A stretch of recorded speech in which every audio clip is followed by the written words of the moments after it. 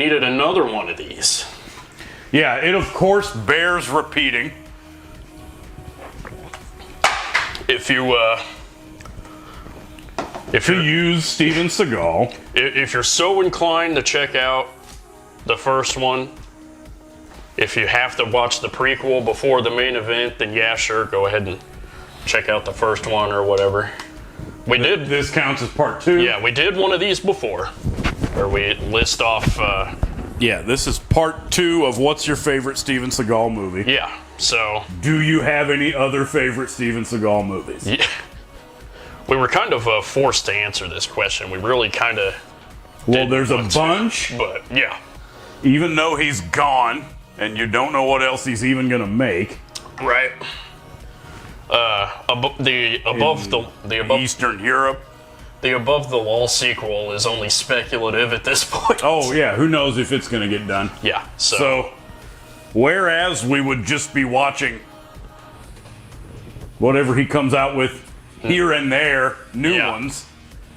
Yeah, we kind of have to go back to the past on this one. We just have to pick our movies from the vast Seagal library of. Well, I mean, you can't pick favorites just from the brand new. No. Completely worthless ones. No, you gotta. A lot of these seem to be stuff back when he made real movies. So yeah, these tapes are great, man. You just have all these on tape. Wow. Yeah, it's the delineation. It counts as well.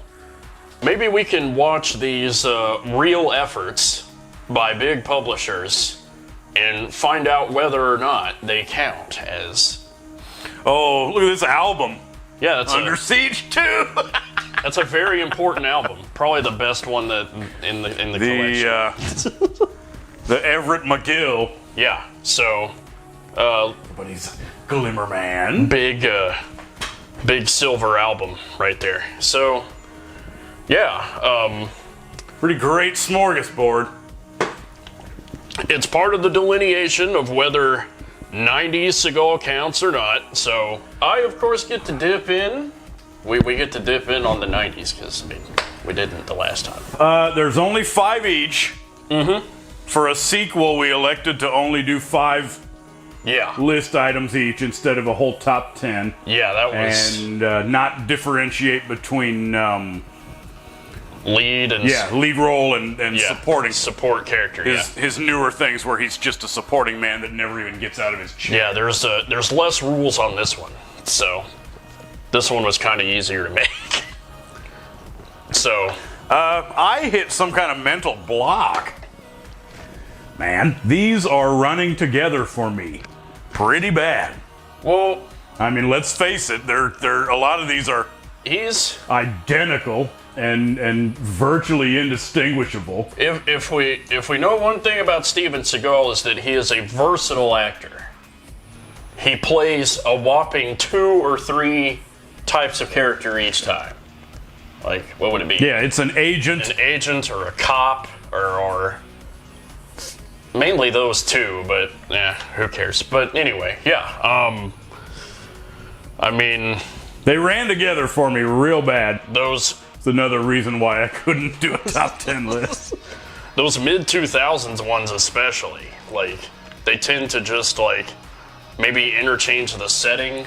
As he went on and started to really crank them out for quantity over quality. Yeah.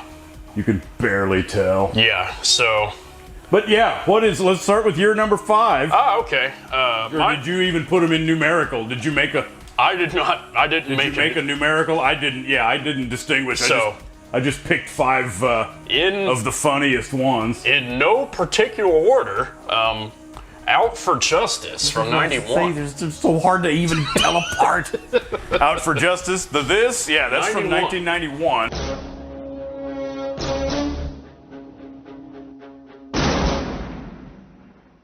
So one of these, yeah. I think I still haven't even seen that one. It gets, well, for one, it has William Forsythe in it.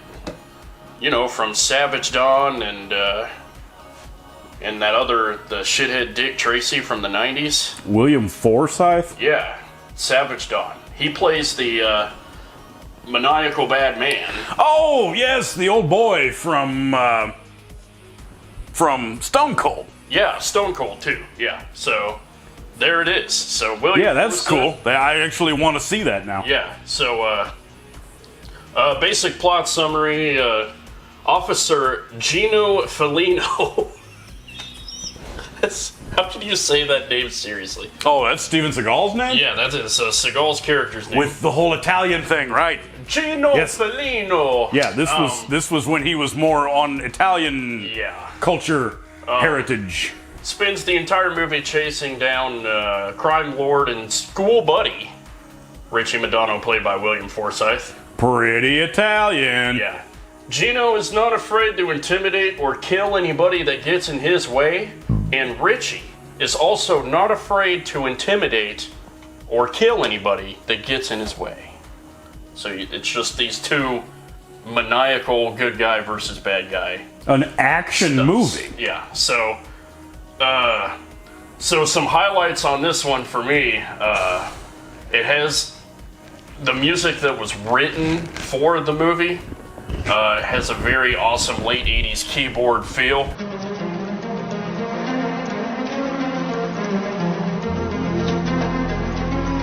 Great late 80s keyboard action. And, Good. The licensed music, they picked a couple of rather popular songs for the time, including The Boys, the Beastie Boys. Whenever No Sleep Till Brooklyn started playing, I lost my shit. I was like, why do we have to lump the Beastie Boys in this, man? This is awful. But we get shit Italian accents. That's right, I forgot.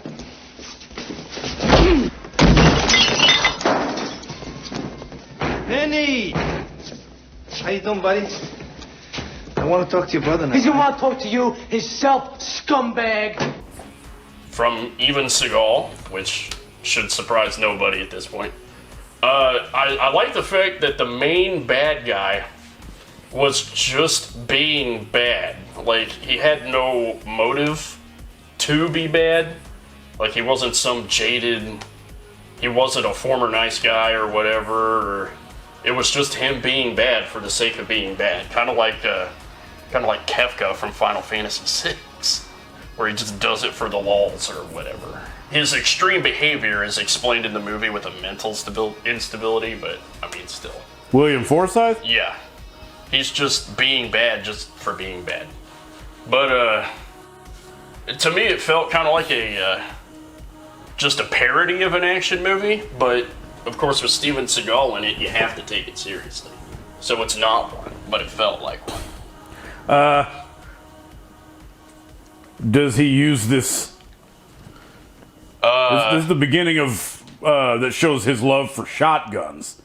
He's got his ever-present trusty shotgun. He'll only use Is that the first one or two examples of that? Yeah.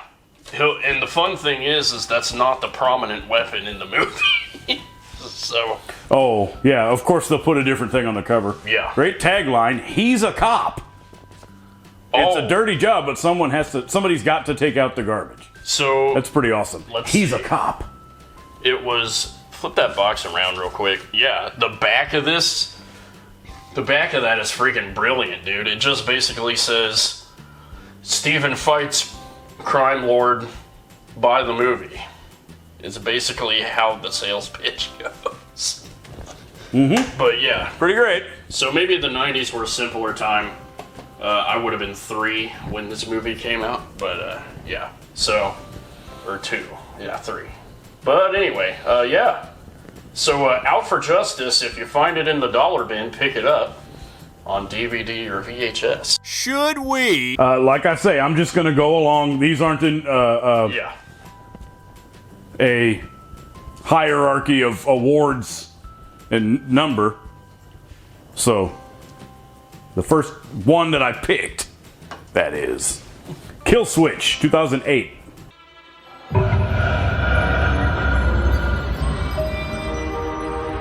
That I actually should have put on the first list. I hadn't seen it at the time. It was one of the ones I made it a point to see after we did that first top 10 list. is the only reason it's not on the first one, is because I hadn't seen it. But yeah, it's my favorite of Seagal's times when he talks with the remember the southern / Oh yeah. urban Southern street man Yeah, Seagal. accent. Same thing he did on his Steven Seagal Lawman police show, where he tries to sound, how shall we say, hip to the streets. And this is the best example. It's one of the ones that he wrote. Remember, this is Oh yeah. Kill Switch is one of these couple that he did the screenplay on. Yes, yeah. And you can tell. But yeah, he's got these couple of cool supporting guys around him. Remember the buddy? I forgot his name, but the buddy that looks kind of like Philip Michael Thomas. We walk a fine line. But Jacob, I need this pension. Baby, you ain't had nothing to worry about. Ain't nobody gonna get your pension. Vaguely. And remember who the coroner was? I don't think I ever watched it. Who played the coroner? Isaac Hayes. Oh, this was the Seagal with Isaac Hayes in it. Yeah, now I remember. Yeah, okay. Yeah. We kept waiting for him to, like, just do something vaguely Isaac Hayes. Or at least I did. And the count to date is 5. 6. 3 females and 3 males. And each death was a result of blunt force trauma, a beating. Yeah. No inconsistencies with the victim's wounds. Only inconsistency is the amount of trauma between the female victims and the male. So. It's one of those ones where he's just literally like There. king of the freaking universe. Yeah. It's set up to where there may as well be a freaking red carpet wherever he goes.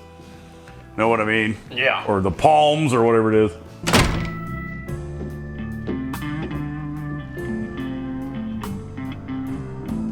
What are you doing here? I missed you. You must have been here a long time. He comes in. It kind of lays. What's happening, everybody? I'm Steven Seagal. Yeah. And then. And then everybody else in the movie is like, oh, hey, it's Seagal time. Yeah. Because after all, this is a Seagal movie. remember the whole thing with the FBI lady? Yeah, they kept They talking did to a, FBI. One of those jurisdiction conflicts Yeah. when the cops don't want to let the FBI agent come and take over. They kept. Well, in this case, it's a lady, and they give her a hard time. When was this booked? Why didn't I get the lab reports? Well, I just like to keep shit kind of close to my vest, you know. That's not protocol. I'm not too good at protocol. In the plot and the screenplay. Yes. Just relentlessly. So we were like, It never stopped with her. we couldn't help but conjecture that he had been offended by an FBI agent at some point, and that was his chance to get back at the FBI. Well, I mean, what better way to get back at somebody than through a screenplay? To do a hatchet job on your kill switch. Of course, the usual thing. He's a ace detective. Number 1. What's it called? Homicide detective or whatever. Yeah. This was the one where it's the flashback where he's a twins. Yep. And his twin brother dies. Yeah, it gets killed. That inspires him to be a homicide detective or whatever. Yep. Yeah. I remember And it there's now. one or two different killers in the plot that he has to hunt down. Remember, this is it's that poor excuse for the Zodiac Man Yes. with all those lame astrological symbols. Yeah, and Steven Seagal is some kind of brilliant researcher where he can put together these he can clues and properly scale these, astrological. look at the books in the library. Yeah, the whole thing with the map and the He can. and the little constellation thing, and Oh my god. he's deciphering these codes, and in the really great blues club down the street, There's always a blues. where the rock group has lyrics written by the Killer. Remember? Yeah, that was pretty. That he goes to see the group, and the lyricist, bad guy, happens to be standing there. Makes you wonder if it was the bad band that was in one of the other Seagal movies, where they put the CD player in and it's Dakar? Yeah. Wonder if that was them. The Knight Rider thing? Oh wait, yeah, that was Knight Rider. See, that's how confusing. Oh, with the wow. Yeah, that's how confusing these get. I start confusing them with other franchises. To drink some soda with caffeine. Yeah. Is to even get through this without mixing them all up. Yeah. But yeah, like I say, before, I feel like the best example was Force of Execution. Yeah. With how he talks, and trying to sound urban. But this one is better. You're saying there's a new king. This was This took the #1 spot for Southern/street accent. Fuck you!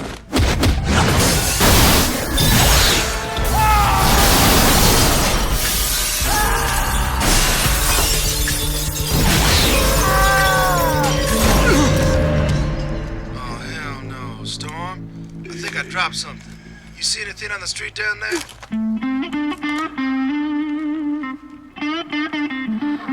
Hey, looks like he got the hiccups. Somebody get that guy a glass of water. Yeah. And pretty fun to go through otherwise because of what reasons I just said. Yeah. Would be my choice. I just kept waiting for Shaft to show up on the screen again. So that was my driving force. My next one, I guess, the Mel Gibson movie, The Patriot.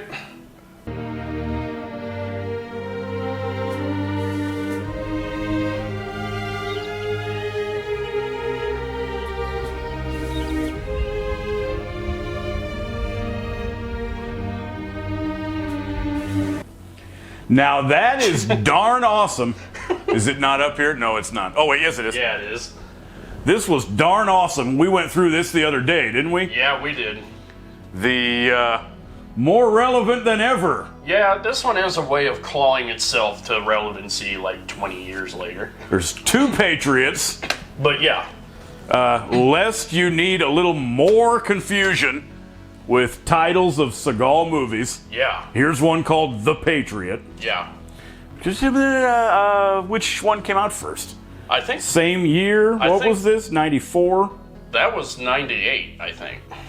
Oh, okay. I think the Mel Gibson one came out in 2001, if I remember right. Oh, okay. Maybe I got it wrong. But yeah, this was awesome. In one of the rare times that he's not either a secret agent or a ace detective. What is he in here? A straight up doctor. Yeah, he's a doctor. Remember, he's a freaking physician. I'm through with government work, and I ain't gonna be doing no more public health either. You listen here, Wes. You're the best damn immunologist we have in this country. What, you're gonna sit up there and dog patch and piss away your talent? What, setting bones and pimping aspirin? Is that what you're telling me? Yeah. I should take that back because he was some kind of ex-agent, wasn't he? Yeah, like an ex-CIA man who quit to become a small-town doctor. Yeah. But yeah, why is this so great? Because of, in late 90s, Seagal time period, as you go through the history of Steven Seagal's different fancies and phases and time periods through his career. Yeah. What does this count as? That one stands out as just environmentalist. Yeah, late 90s was when he did some of these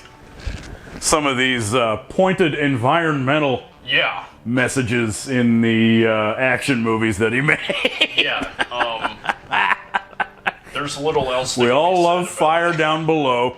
Yeah. Fire Down Below that just barely didn't make this top 5 list. Yeah. So. And right around then, what was that, 97? And then this is 98. So right around then, he was just in this huge big environmental environmentalist you know? thing.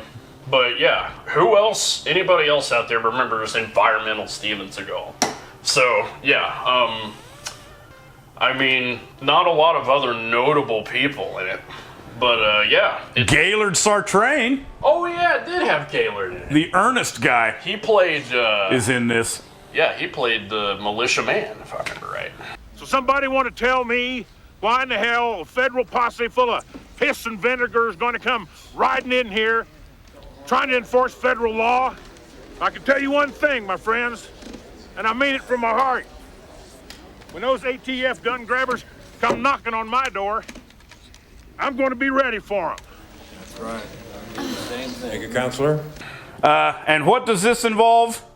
It involves militias. A fake, an homage to a synthetic biological weapon virus. Yes, an engineered virus called, you remember this, NAM 37 was the name of the virus. Yeah, that's kind of neat.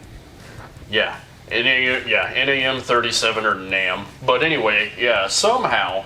Sartain. I keep calling him Sartrain. Yeah. Gaylord Sartain. Somehow, the local militia group gets a hold of this biological weapon, and you get a straight up pandemic.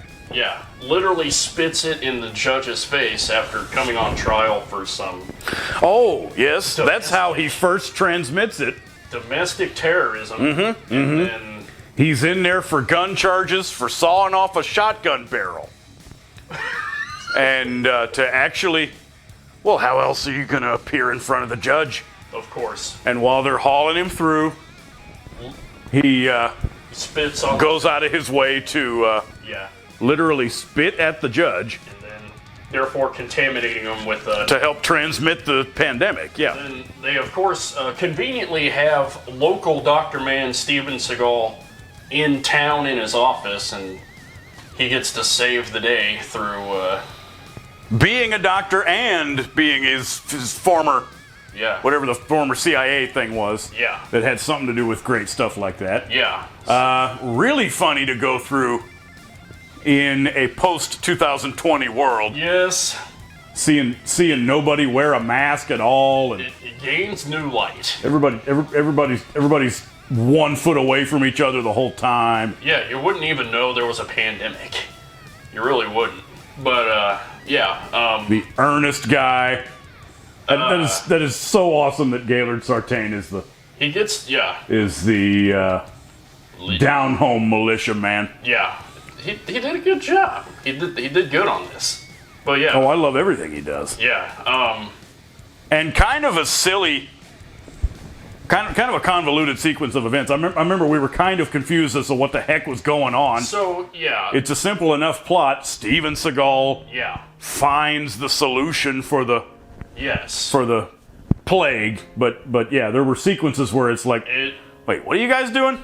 It rewards paying attention to detail, but it's so convoluted that you kind of don't want to. It's basically how I look at it.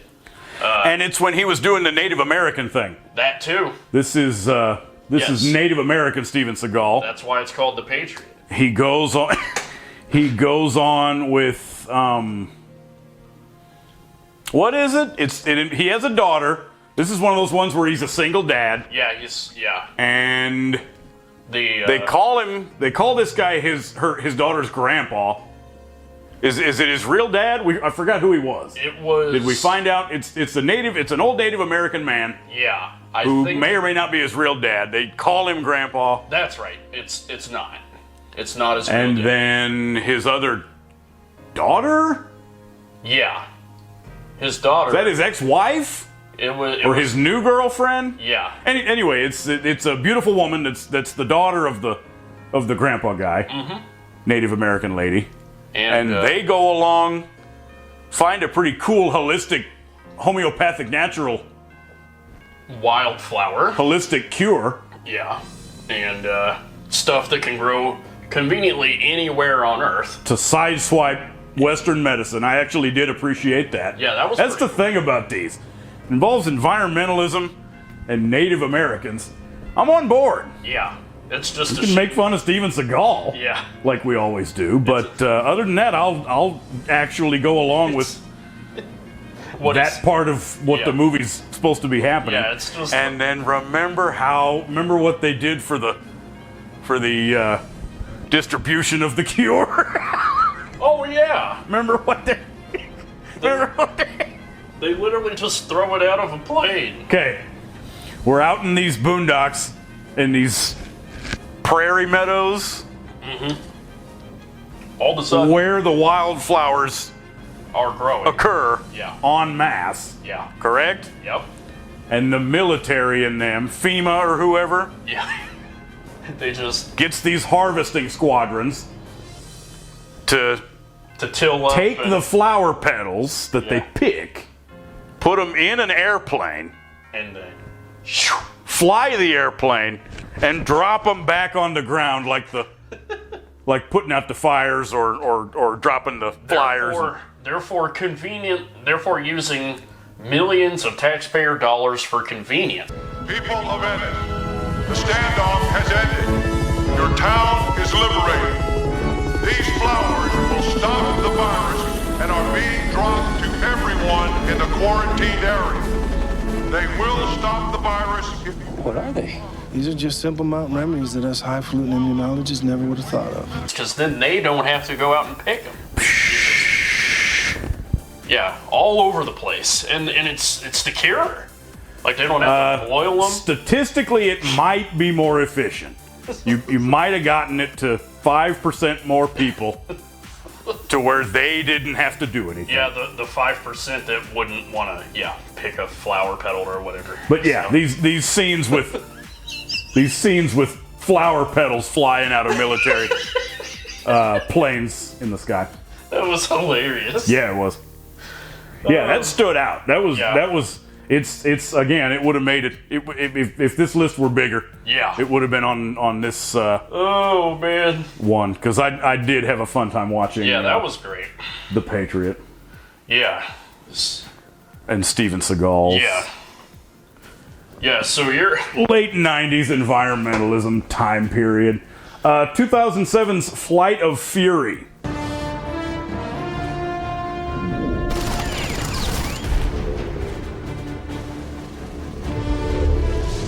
Yeah. That I don't remember if you've seen. I went back and watched it again. It's one of the ones I forgot I owned on one of those shit compilations that I turns out I own this tape, or on one of those compilation DVDs. Yeah. For me to watch again and again. Yeah. Did you ever see Flight of Fury? The one with the stealth bomber? No. I don't remember. You haven't seen? Okay. No. Yeah, we got to go through that. Yeah, we do. Especially since I own a physical copy of it. It is a jet. It's an experimental prototype stealth bomber. Cool. Of the 21st century that is not only radar stealth. Remember how Donald Trump thought that certain kind of plane was literally invisible? Yeah. Remember in his speeches? Yeah, I remember that. And he kept saying, they're invisible, you can't see them. Can't see them. Okay, well this plane actually has a cloaking device where they somehow project what's behind it onto the...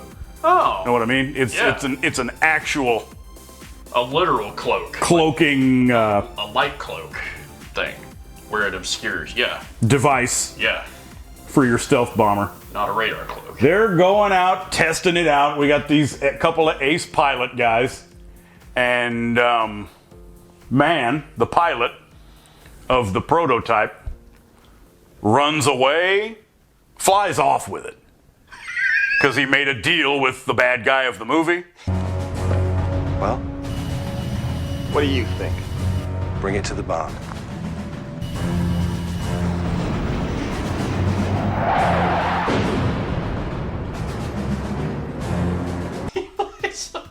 It was a terrorist man or whoever, a bad guy who came to influence this pilot with I assume just a lot of money. Right. To make millions of dollars for flying off.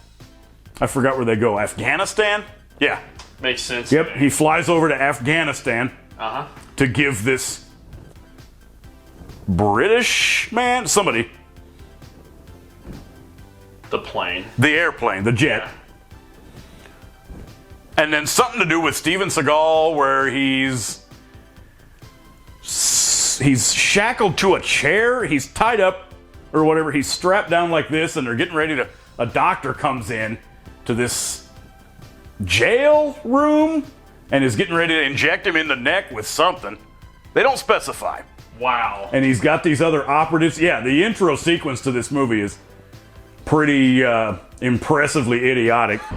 Oh, don't let me down, Ratcher. I want to see that plane disappear as promised. You got my word on that, sir.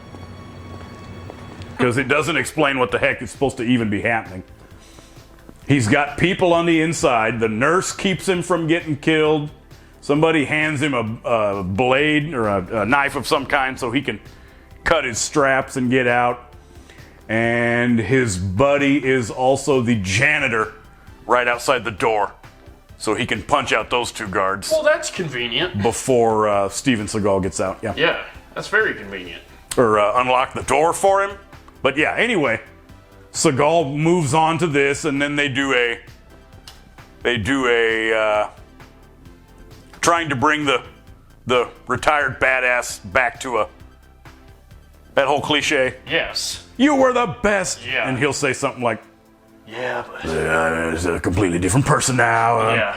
I'm not going back. Screw these criminals are a lot mission smarter than of they used to be. Yeah. This something and that. John, I got you out of jail because I thought you were the best shot we had getting this plane back. Yeah, but I don't give a damn what you think. Or whatever. We're retired action movie star. I know I'm the best. That's why you can't have me. You're the best, Trossman. Yeah. Trossman, you're the best. And he's the only person in the world that can retrieve. Oh, good. That's what I'm talking about. To get the jet back. Yeah. To get the he knows all the flight codes and stealth bomber back. Yeah. He's the only other one that they can rely on. They take him, the other pilot, the first ace pilot man that was flying the jet that wasn't the prototype. Right.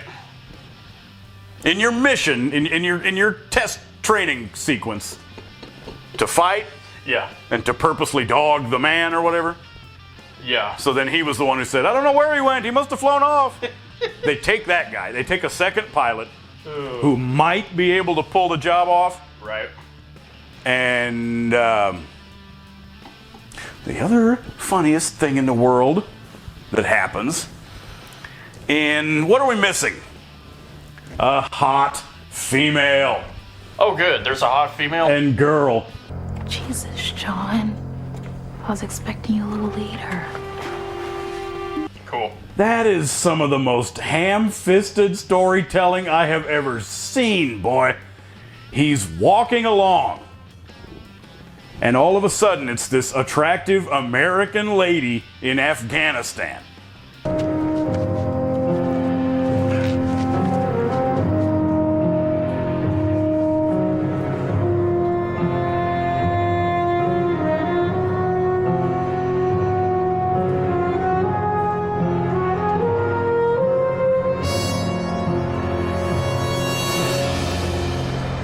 Still fine as hell, ain't you now?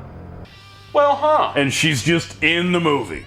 Okay. Yeah, you're straight up. You're walking down the street.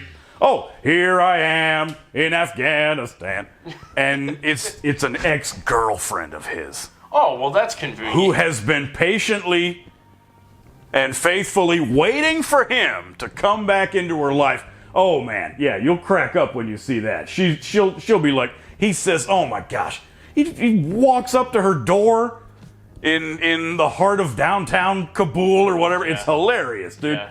She's got this great little house apartment in the town, and he says, oh my gosh. He says, well, you just as fine looking as ever, ain't you, girl?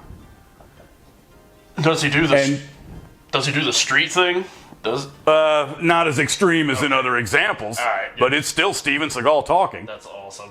You just as lovely, fine looking thing as you ever was. No, Still fine as hell, ain't you now? know what I'm saying? Okay.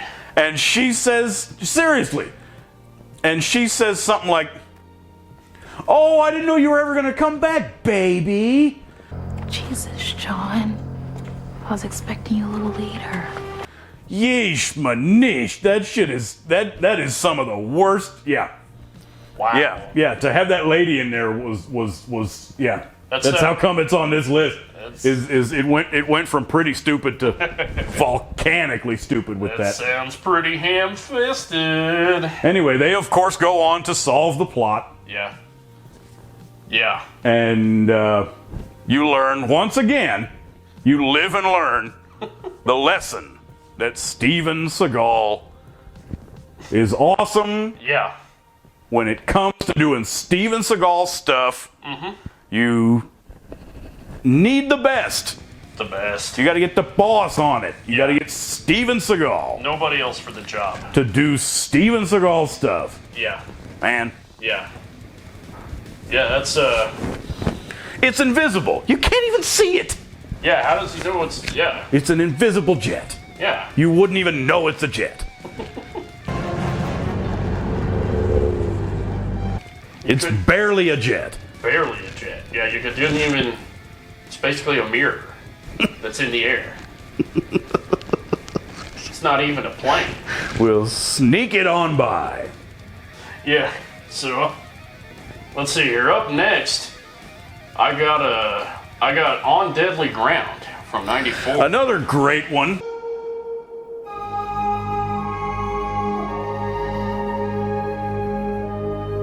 This was yours. Yeah. That you happily had a spare tape of. Yeah. Yeah. Took this home the other day, watched that again with the environmentalism. Yeah, that's. And the Native American stuff. This is from 94? 94, yeah. Okay, so mid to late 90s was when that is. It counts as just another great one. The high peak of awesome Seagalness, but yeah. With Michael Caine, oh my gosh. Yeah, it's got it all. It's got Billy Bob Thornton in it too. Oh, yeah. Mr. freaking baby piece of poop Billy Bob. Yeah, we need him. At the beginning of his career, yeah. And some good next to no screen time for him. And R. Lee was in it too for a couple of lines. Why did he sign up to be in this? Yeah, that's kind of weird. I'll never know. But yeah. An added bonus for your Seagal movie. Now, what stands out about this? So, in terms of what Seagal did for the film. Yes. Well, this is the only one that he directed. Yes. This is the only one. And I think legend has it that whenever he had like initial screenings before the movie came out, people made fun of the preachy, the speech at the last little bit of the movie. Oh, yes. Because it was too long. Yeah, that was quite noticeable. That's the most you'll ever hear Seagal talk in a thing. He goes on and on at the end of that. It was originally... We will be able to improve this situation for the planet. How much speech did he record for that? I remember it being like 15, 20 minutes. Oh, really? That's funny. So they really had to cut it down because the test audience was making fun of him for being preachy. I bet for the screening, for the first draft or whatever, he must have left a lot in. That shit was hilarious. But yeah, plot summary. You go along. He is the greatest. What is it? It used to be an SBI, or it's another one of these where he's the ex-agent. Yeah, he's... And now works as a oil rig... Like, environment... Emergency... Yeah, emergency... Troubleshooter? Yeah. It's because there's so many fires and accidents.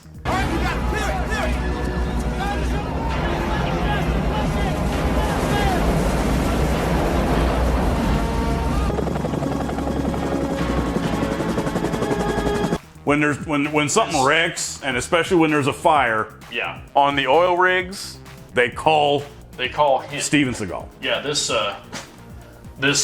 oil company that he works for now is pretty well known for operating dodgy equipment and which causes oil spills.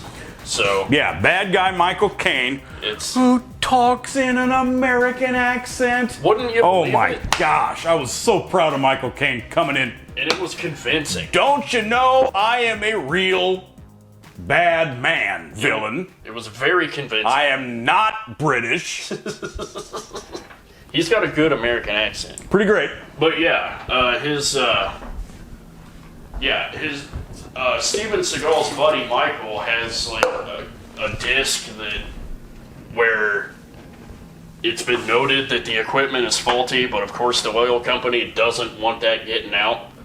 So the oil company hires hit people on its own guy to eradicate him and the computer disk. Yeah, they'll try to bump you off so they can keep doing their shady stuff, of course. So Seagal has to, protect that guy and also try to get the message out that, hey.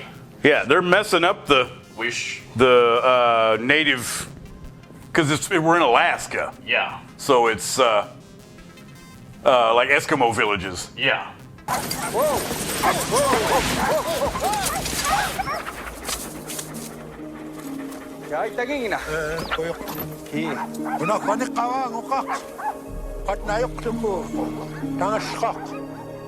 He gets the drilling rights on these lands if Michael Caine, he follows certain something for a deadline, something like that. Yeah.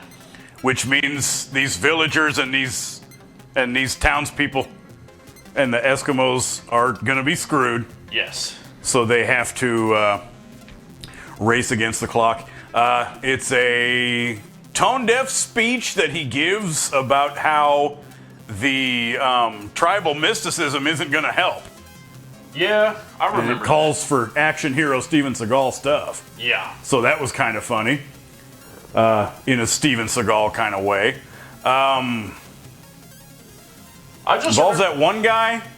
I forgot his name. It's that guy, the main henchman, that skinny white guy that rides in the helicopter. Yeah, you've seen him in other stuff. Bunch of stuff, yeah. Yeah. He makes a pretty good corporate lackey bad guy like that. Yeah. And then what was our squadron of? Because they keep chasing him. Yeah. With the Native American, with the Eskimo girlfriend. Yes. Remember, it was R. Lee that leads this team squadron that also involves Billy Bob. Yeah. What do? They blow up the door? Yeah. They jump across a big cliff gap on horses somehow. They do that. Yeah. I don't know how you get a horse to agree to jump. And I think they. And then they blow up. They trap them either in or out of a cave. They trap them in a cave. There's some good use of either a claymore. They would. See, I think they do those punji spikes, don't they? Yeah. Doesn't somebody get killed by falling into? Yeah. Some spikes? Some spikes, yeah. Pretty great action stuff. Yeah. He's got his bug-out bag with his shoes in there. And, of course, there's a pair of pants that'll fit the native girlfriend. Of course, yeah. Almost as and if it then was the wildflowers... Or wait, no, that's the Patriot. Yeah. But, I mean... What else happens in On Deadly Ground? Oh, yeah, remember at the beginning? In the bar? Yeah, a huge fight out of where nowhere. he's beating up this jerk in the bar, and then oh man, that was funny. He's got this guy pretty bloodied up. He's punched him a number of times, and he stops and says, Seagal. He says, Did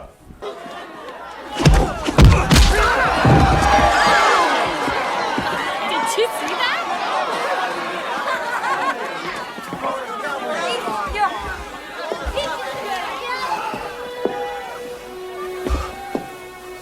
What does it take?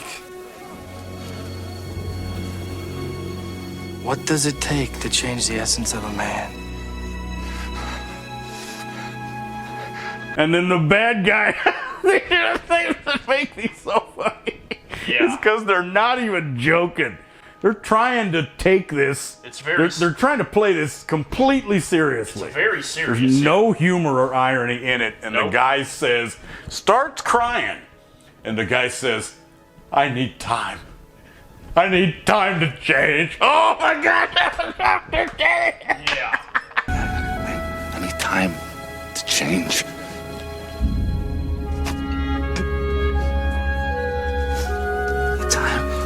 Yeah, you're supposed to take that seriously. I was like, dude, that is not even real. Yeah.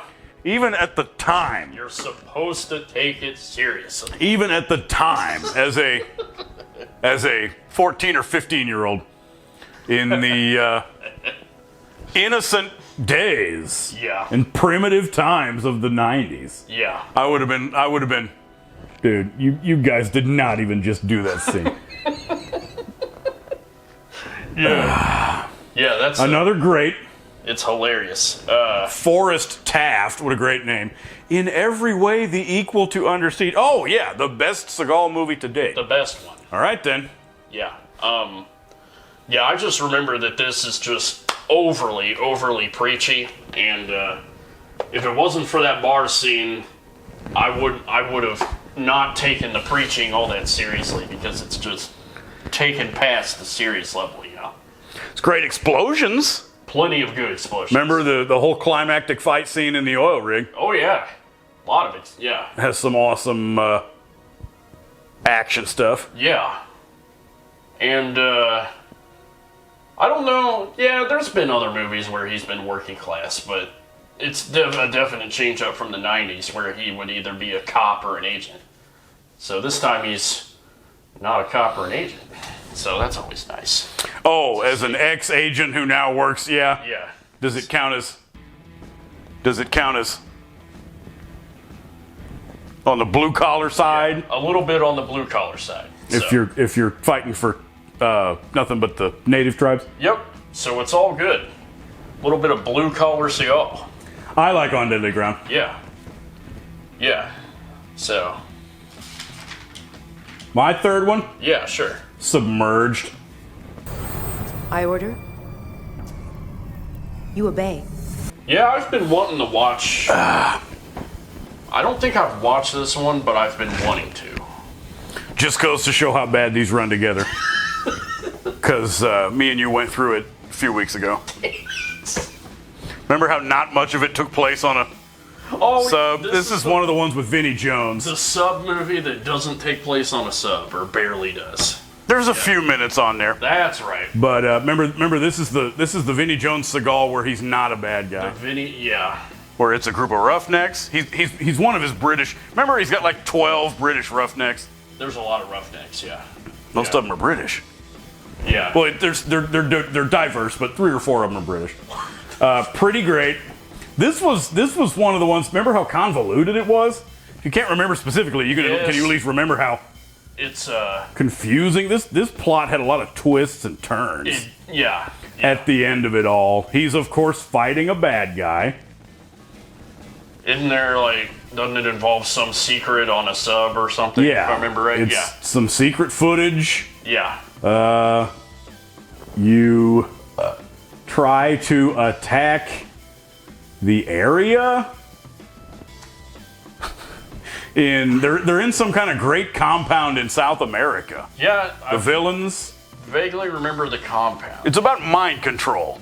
Remember, there's a program. Yeah. Formula, or not formula. There's some kind of way that they do like an MK Ultra thing. Imagine if you could steer images straight into the brain's neocortex. You'd only process incoming information. Right. Where they can just push buttons on a device and set people off to be completely controlled. Right. Remember, those couple FBI agents all of a sudden become zombie drones and end up shooting each other. Yeah.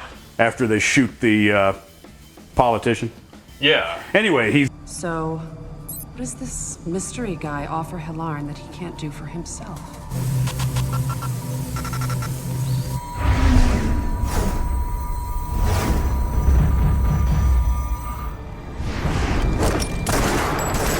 he's got to go fight. He's got to take his large group of roughnecks to that, of course, involve a few hot women.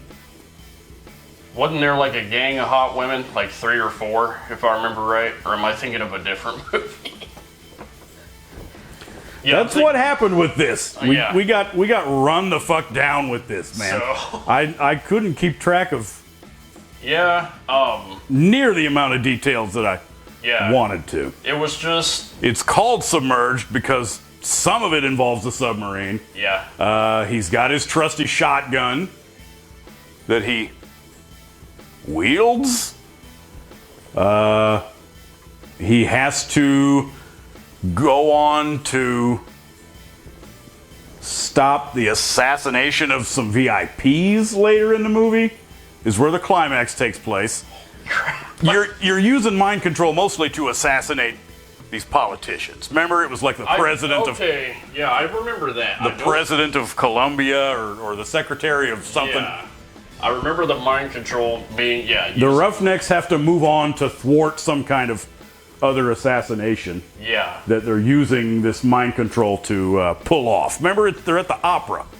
Yes. They're sitting in a damn opera. Yeah, and like they have to act stealthy because, 50 different things happen. Yeah, you pose as an employee bringing champagne, and then somebody else has to pose as an usher. Yeah. Et cetera, et cetera. Yeah, now it's all coming back. Yeah. But what was... there's great action. I remember great action sequences.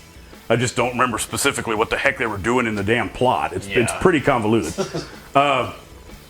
Remember what the neat fun fact, the neat little item of interest in what happened with this Seagal performance in this one? Remember what we couldn't quite figure out what the heck it was? Actually, I never even looked on internet. There might be a neat story on that. Was it like a gaffe or something? In a way, it was intentional, but it still represents something kind of funny in what happened. Remember, they dubbed his voice in with a different actor. Oh, this was the one with... You're watching along, and maybe 2/3 of the way, I don't remember when it first shows up, but at some point later in the movie, you're like, wait a minute, why is he dubbed in with a different guy's voice? Well, I'm used to that. I ain't relying on them anyway. You know the sick part about that is, I need to know. I needed to know a long time ago. Let me ask you a question. What kind of damn fool you think I am? I'm still in prison for doing the same thing you about to ask me to do again. We're trying It's supposed to sound like Seagal. Yeah. It almost does. But after 2 or 3 lines, you're like, that's not Steven Seagal. Yeah, now I remember. This was the movie that we basically spent almost the entire time trying to figure out whether it was him or not. Because sometimes it would sound different than some other times. A little later in the movie, not all through it. Yeah. But around the second half of the movie, there were lines that clearly weren't him. Yeah. Yeah, now I remember. Yeah. So, yeah, that was kind of an odd one. Does even the internet say? That's what I'm trying to do. I was trying to do some 2 seconds worth of research because I forgot to do the research. That's just, again, it does just go to show you how much these run together. Because holy crap, I didn't even remember that. So can't be bothered to do post-production work. There's nothing wrong with his voice. What do we break into music business as a singer and a musician? No one really knows. If you want to see. Okay. All right. I don't know what this is. This is some kind of message forum where somebody asked. Okay. Yeah. I've noticed Steven Seagal, different man talking. Something, something. Why is that? And this guy refers you to a something. And when you click the link, it says 404 not found. Okay, so never mind. Nice one. Anyway, for some reason, and it's probably pretty Steven Seagal-ish, for some reason, they had to... maybe he had a cold. Dub him in. Yeah, so... But yeah. I don't know. He just... what I wonder It is odd. It's how he even allowed it. You'd think he would have told him, no, you can't do that. Just use whatever I originally had in there. Yeah, that is, because you're not allowed to step in for Steven Seagal ever, even his stuntman. That's the thing. I wouldn't even. Yeah. I think his stuntman gets razzed on the daily, just being like Steven Seagal. Yeah, I would not have known that would be something that they could even do. Yeah. So. Moving right along. Yeah. What do you have left? I got on yours? I got 2 left, I think. Let's see here. 2003's Belly of the Beast.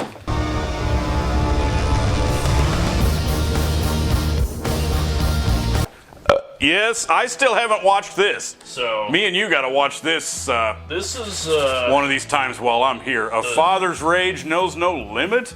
The latest one on my list is from 2003. It counts as a great action movie from the early 2000s. Yes, that is so awesome. They were still making these tapes in 2003. So, yeah. Intrigue, seduction, betrayal, and action all the way. Oh, okay. Yep. Yeah, Steven Seagal's daughter gets kidnapped while they're on a trip in Thailand. Very convenient. His name is Jake in a lot of these. A lot of them, yeah. I think this is the 3rd movie that I've seen where his name is Isn't that like a knee-jerk reaction for a lot of Americans? It's to name a character Jake. Yeah. What are we going to name him? Jake. But, yeah, remember Jacob Lightning? Jake Lightning. Or Lightning? That was his name in Kill Switch. Yeah. Jacob King, a.k.a. Lightning. Mm-hmm. Jacob Lightning King. Yeah. Anyway, what happens with this? Well, while they're on a trip in Thailand, his daughter gets kidnapped by a group of Muslim fundamentalists. Okay. Only you find out later in the movie that the Muslim fundamentalists are, I guess, put upon. It was a fake kidnapping. The real kidnappers were Thailand terrorists, led by. Okay, so you get a twist. A spiritual leader, jujutsu man, where Steven Seagal and this very powerful leader will have to square off in the final. Yeah, they'll have a good face-off. There you go. That's the movie. Not a lot. Okay. So I assume it represents him having the courage to go into the belly of the beast. Yes. To retrieve the hostage. Yeah, and that's why it's called Belly of the Beast. And longest movie title. No wait, I'm not. It's got 4 words in it, so that's kind of crazy. Usually these movie titles have 3 words. Oh, yeah, that's a long title for him, isn't it? Yeah, but yeah, the daughter mainly just serves as a way for you to root for Steven Seagal. She doesn't serve a lot of purpose in the plot. Sure. So, but a few of the awesome moments of this movie involves seeing a Sony mini disc. Do you remember the Sony mini disc from the late 90s? The mini disc plays a prominent role in this movie. It's freaking great.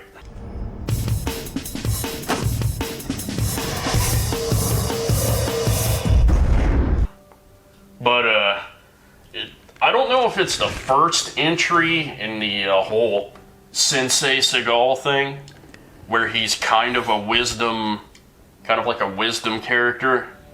But you get an ounce of Eastern wisdom, Steven Seagal in the movie.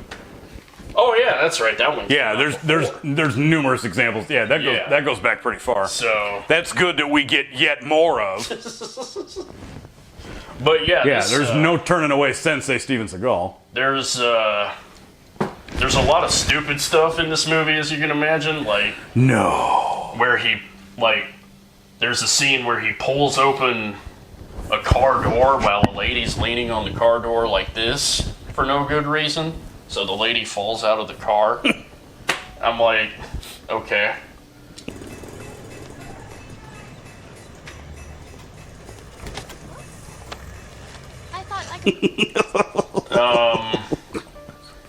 playing pranks. So, or does that even count as a prank? I don't think it counts as a prank. Yeah, I think that's just being an asshole. Yeah. So, Steven. The love interest in this movie is a random girl that he meets at the club. Okay. She's not a prominent figure of anything from what I remember. It's just a girl that he meets at the club, falls in love with, and is willing to take her back to America whenever he eventually goes. That's somehow prominent in the movie plot line. Okay. That I barely remember. Just no way for him to have a good life at the end of the plot. Yeah, that's basically, I think, what that boiled down to. Now, this is a genuine praise of the movie. There is a future club in the movie, but it looks aesthetically pleasing. It's not like a Cyber City Burning Barrel dystopian club. Now, this doesn't take place in the future, does it? No. It's just supposed to look futuristic? Yeah, it's like the whole 2000s contemporary thing. Like Bangkok? Yeah. I assume they're in Bangkok, Thailand? Yeah. Okay. So, but yeah. Yeah, that's good. It's just it ranks up there because, like, it's the beginning of the, just 2000 Seagal. So, I think he still barely has the ponytail, if I remember right. Yeah, you can see it on the back of the box. It's the last days of the ponytail, and the last days of. Yeah, that's interesting. I've never noticed what the very last installment of the long ponytail. And there's a really dumb shootout scene in the movie that is very enjoyable to go through.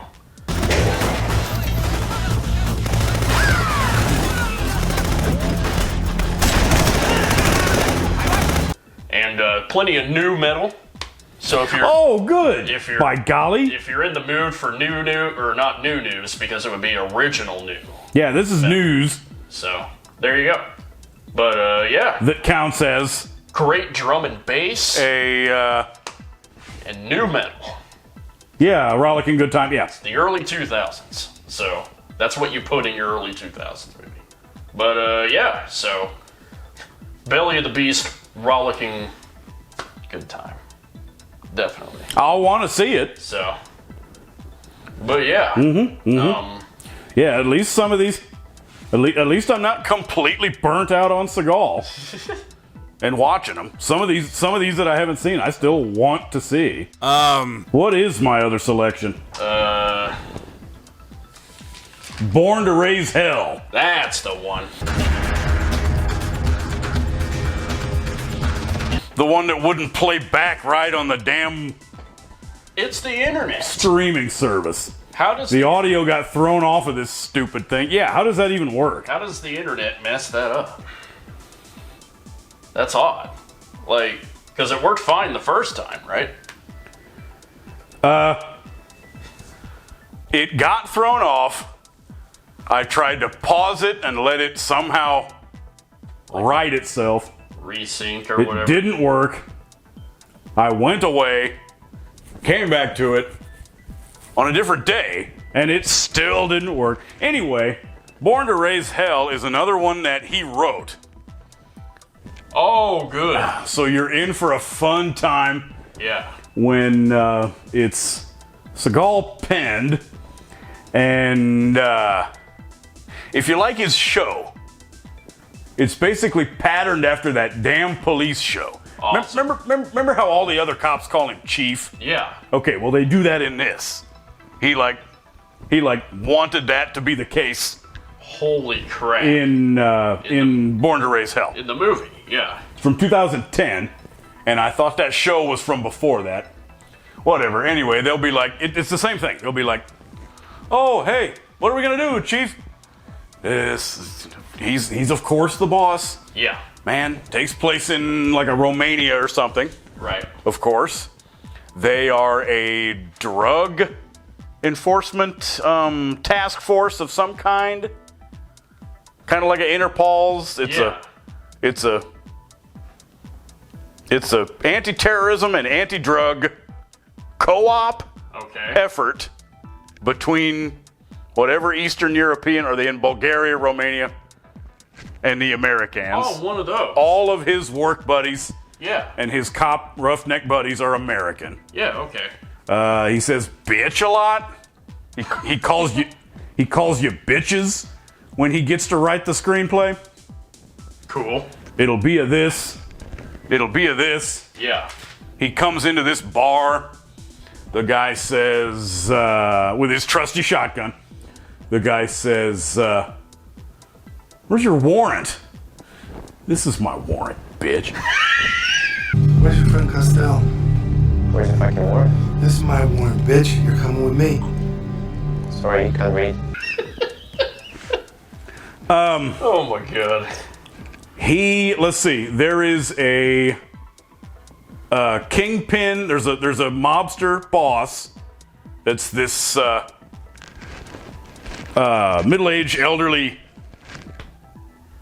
it's this 65-year-old Russian guy. Okay.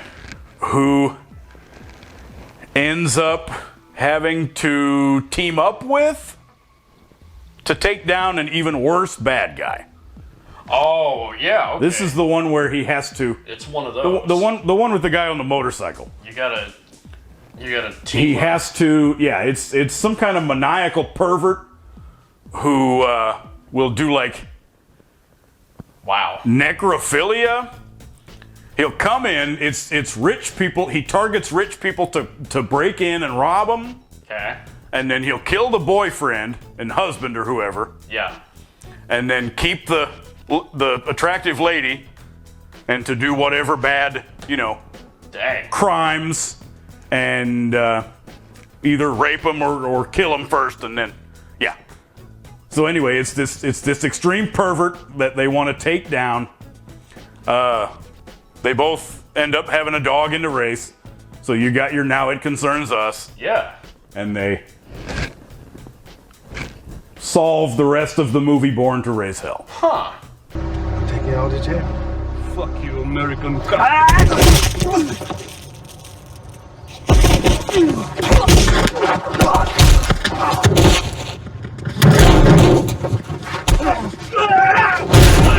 Like, I was like, is it...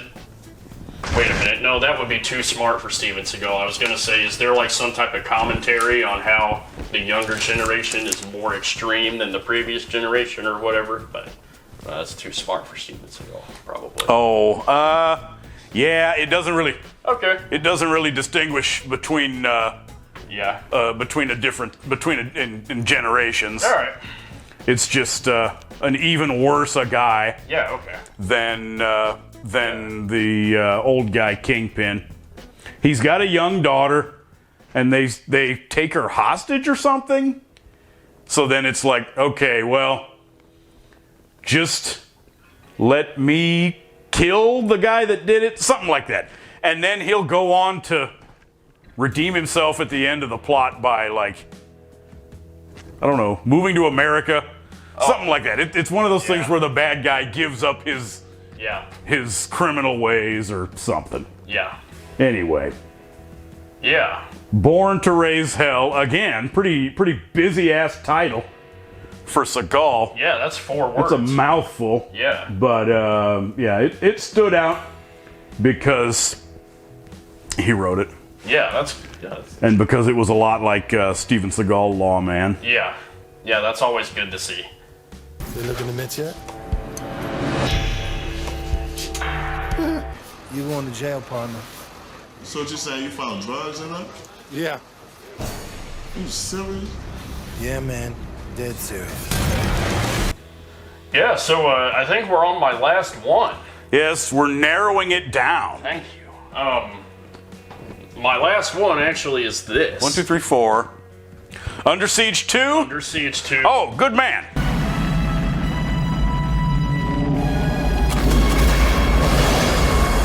Yes, territory. We went through it. I believe we actually watched this damn... Yeah, we watched it. What are those called? Macro disc? Yeah, sure. Or a mega CD? Yeah. This one packs quite a punch, as usual. Yeah. Basically, Seagal just happens to be on a train that is hijacked by a cyber terrorist group wanting to take control of a NASA super weapon or Oh yeah, that had a beautiful sequence.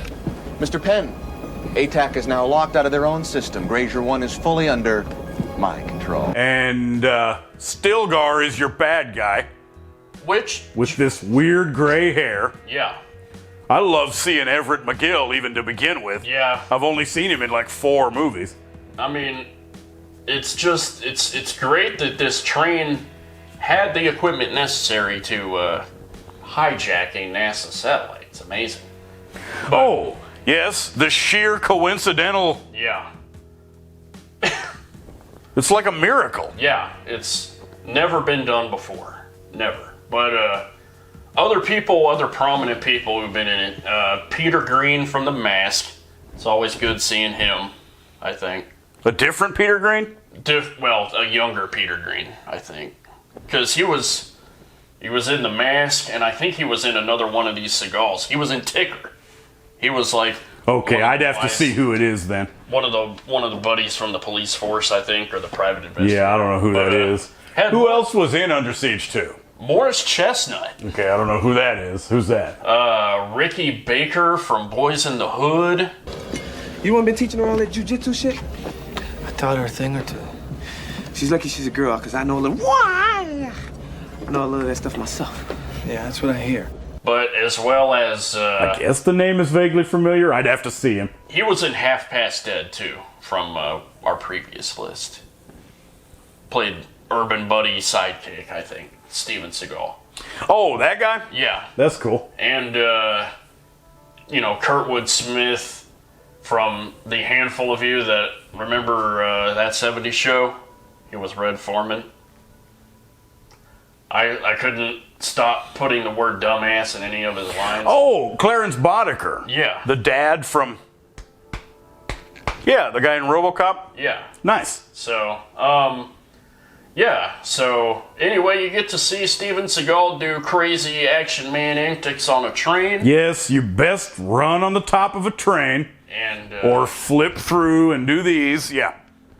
I mean, it's always great for me to see, like, computing equipment and comms equipment in the movie. Because they grossly... there's some pretty funny technical stuff that they get wrong with the hindsight of 2020 and all that. How could somebody take it? Nobody knows it's there. Now find the damn thing. That's a problem, sir. We designed Grazer 1 to be undetectable. But not from us, for Christ's sake. The goofiest plot hole for me, or plot complication, was NASA not being able to regain control of the satellite from their own facility.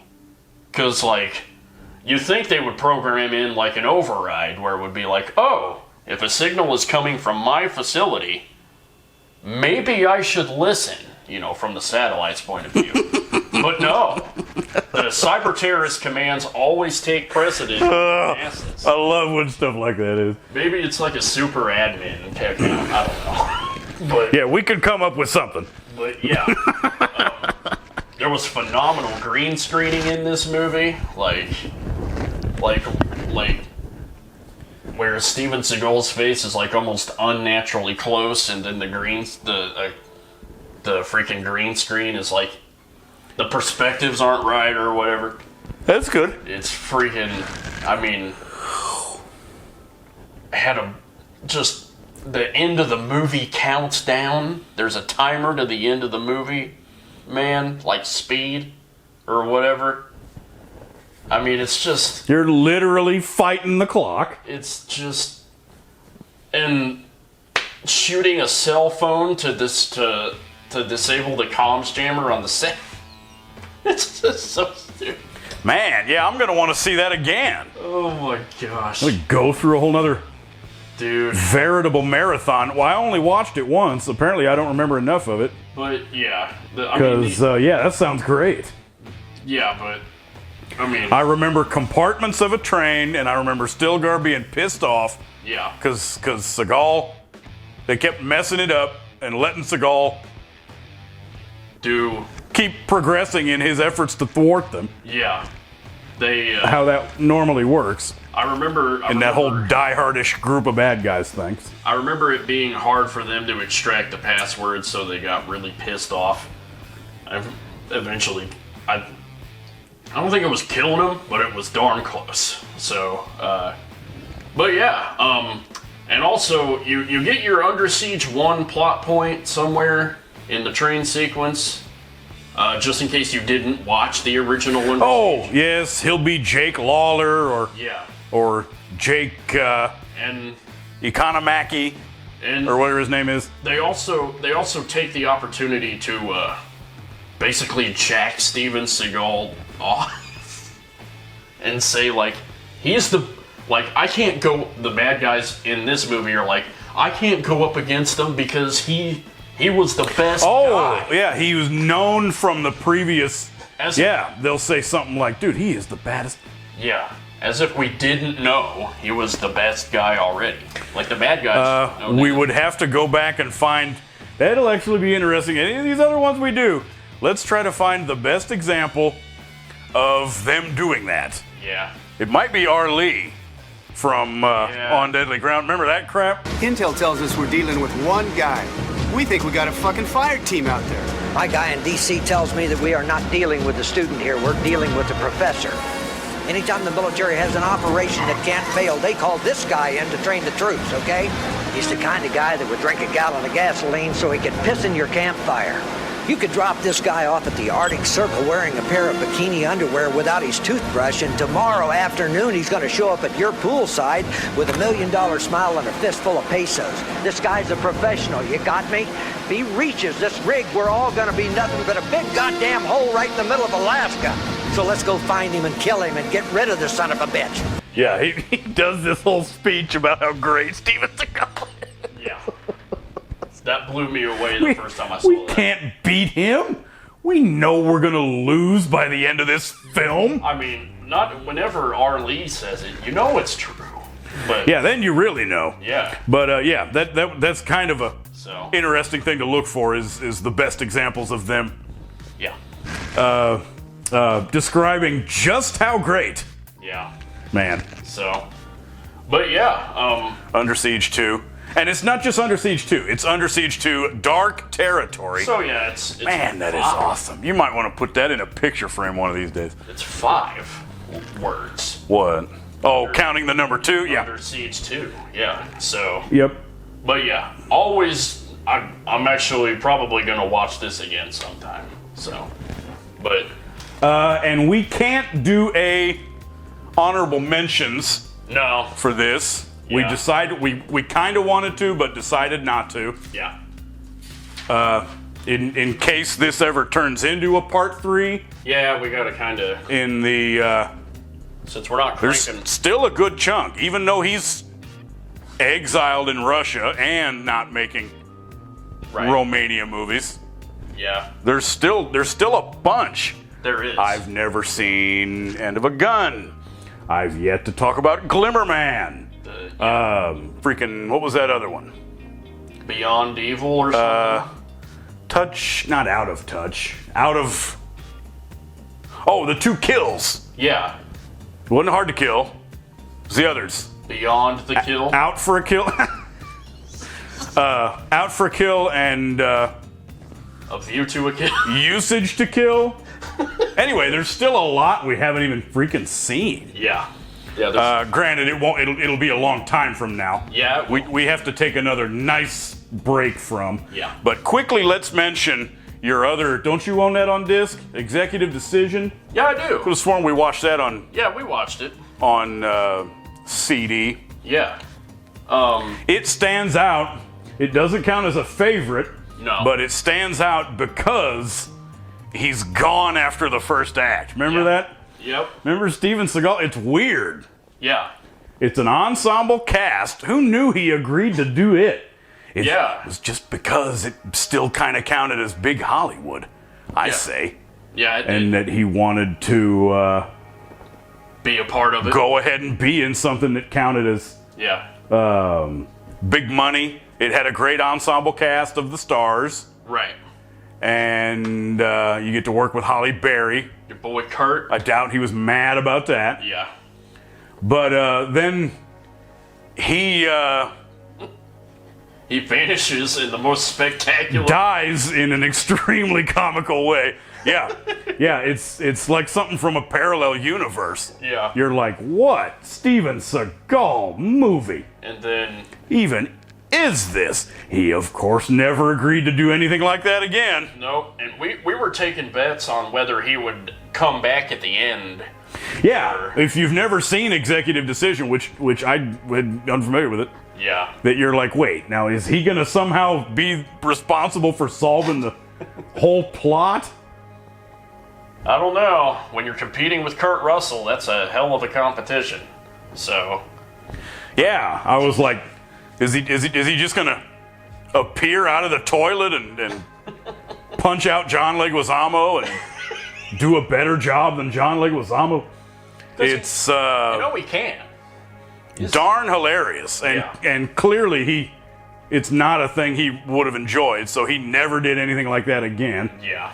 Whether he would have had the opportunity to star alongside Hollywood's best, whenever that ship would have sailed for him. Yeah. End of the 90s or the beginning of I would call it the millennium, 2002 or so. Yeah.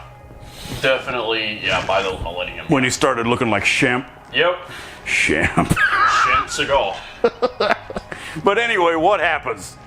So we're trying to board a plane. Trying to line up midair in the air with one of those little connects. Yeah. And you have to equalize the pressure and all this stuff. Extremely sensitive operation. Yeah. Something goes wrong. Brother from another planet slips on the ladder and gets knocked unconscious or something like that. Yep. And they're stuck, and then they're getting ready to have to break off. Yeah. And Seagal is the one stuck in the ladder after they hoist the other guy out. Yeah, he's there. So he's trying to either get back down or go back up real quick. Yeah. One or the other. And he's stuck right in between when they get snapped off in midair. And in one of the most visually, man, that is a treat. That hits the freaking spot. It's beautiful. After watching all of this where Steven Seagal is supposed to be the man, some kind of demigod with all this, and you finally see him just brutally violated. The shot, the scene is beautiful. This plane the jet gets breached down and breaks off like this, and he just goes. Yeah.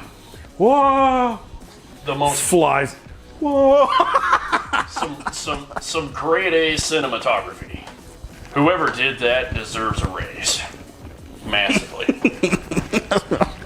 And like I say, we were waiting for him to somehow miraculously, like he hung on to the commercial airliner that whole time or something. I kind of figured the infallibility would have saved him. Yeah.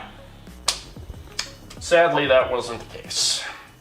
So yeah, it deserves special mention. Maybe an honorable. Not on a list, but definitely worth rewatching. Yeah. Just for that moment. Yes. Because you are never gonna see that anywhere else. No. Steven Seagal getting jettisoned. Just anywhere near abruptly on the bad end of something like that. Yeah. Yeah. So, but yeah. What's left? Nothing but my last one? I think this is it. This is Good Man.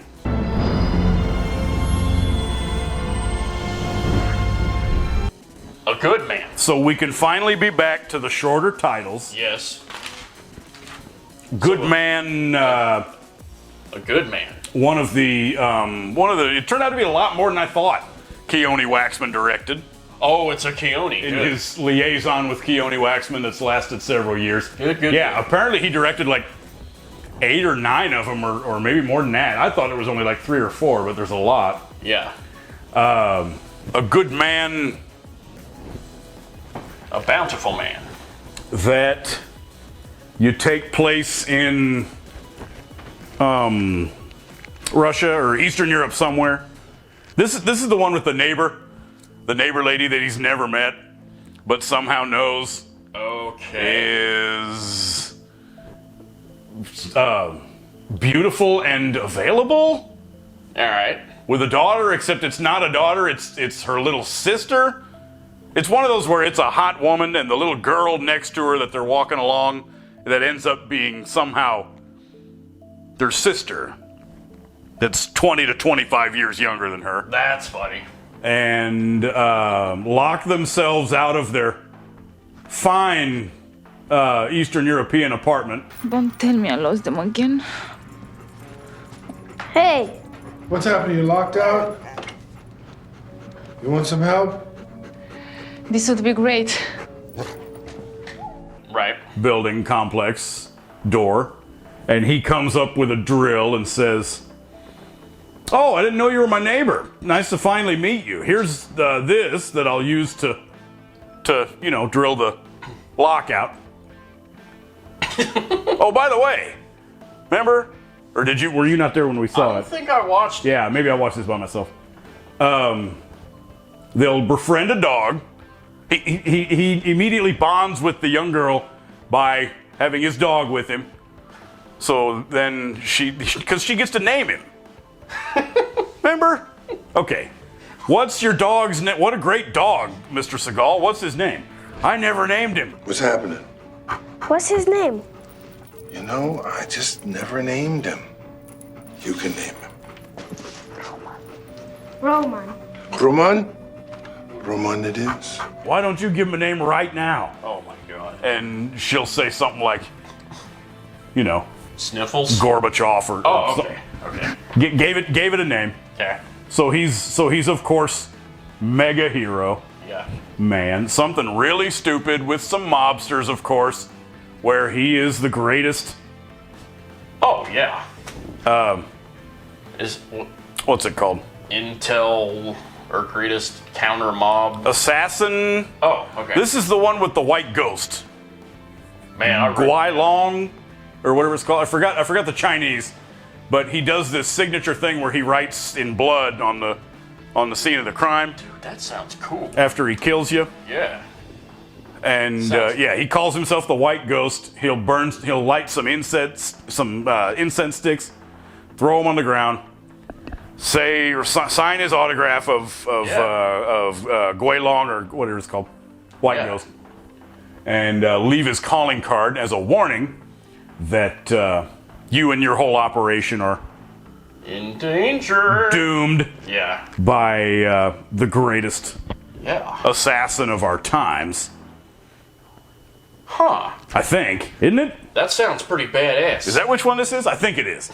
The other bad guy, the main man is a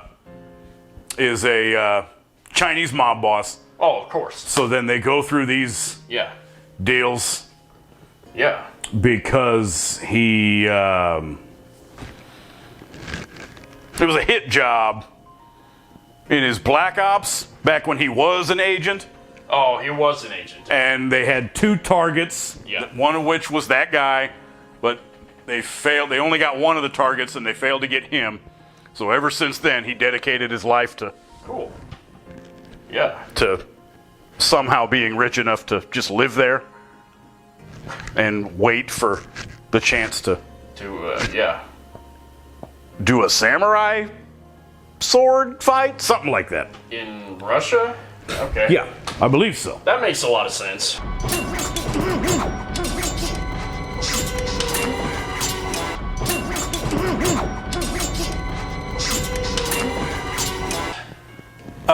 It's pretty dumb. You got another action man.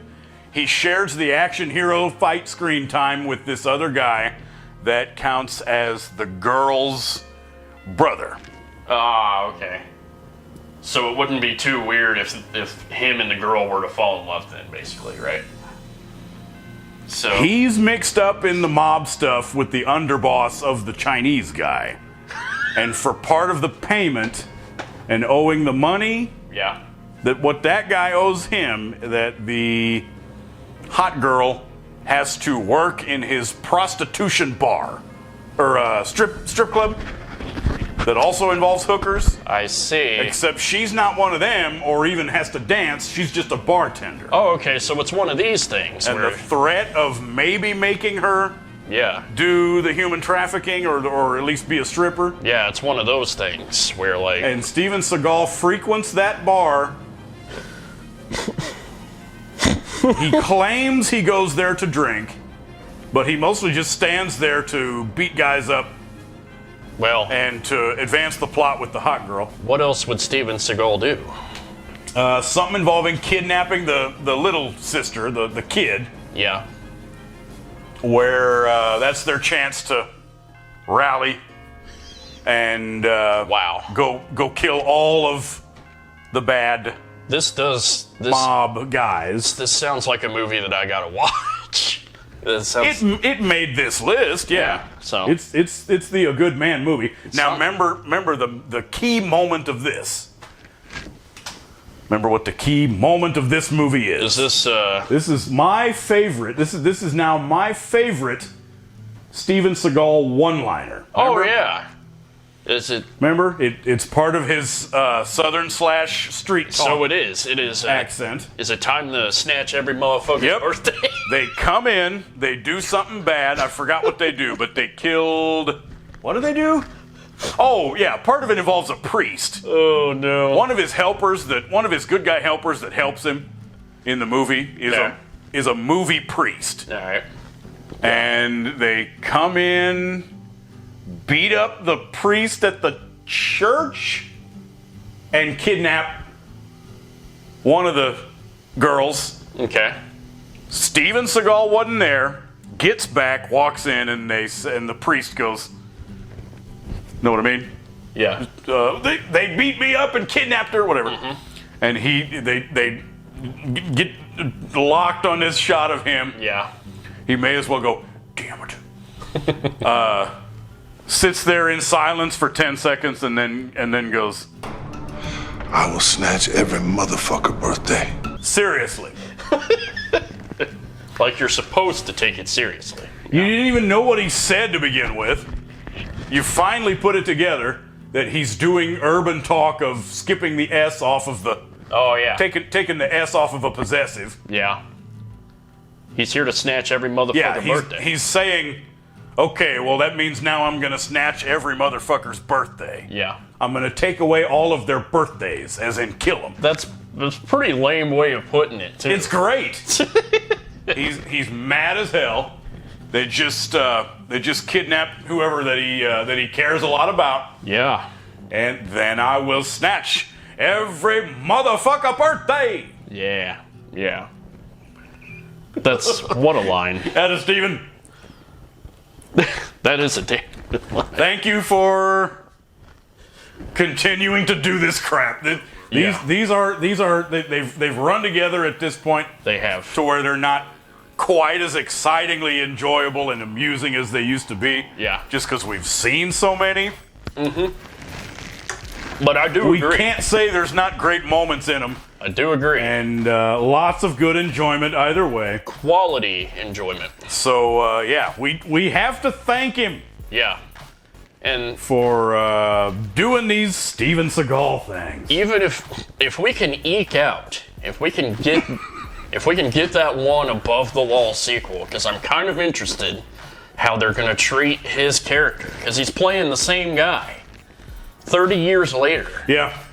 He was slim back then, so I kind of want to see this. Oh, to try to how they're going to are they going to have his stuntman do write in excuses and do different retconning for you? Yeah. Is he gonna? Has he honed in his fighting style to where over the past 30 years where he can just do this and beat the crap out of everybody? Mm-hmm. But yeah, so if we can just get above the law too, that would be good. But then so it's a 70-year-old man. Yeah, there's not a lot left. So you don't know how much you would have left in him anyway. Yeah, so, but yeah. That we'll probably end up doing another one of these just because of the volume of what he's already done. Yeah. And yeah. would be It's a heck of a ride. finished with Steven Seagal. After, yeah. Call us maybe 2/3 of the way finished 2/3, yeah. with Steven Seagal. Yeah. So, I can do one more of these. yeah, after a bit.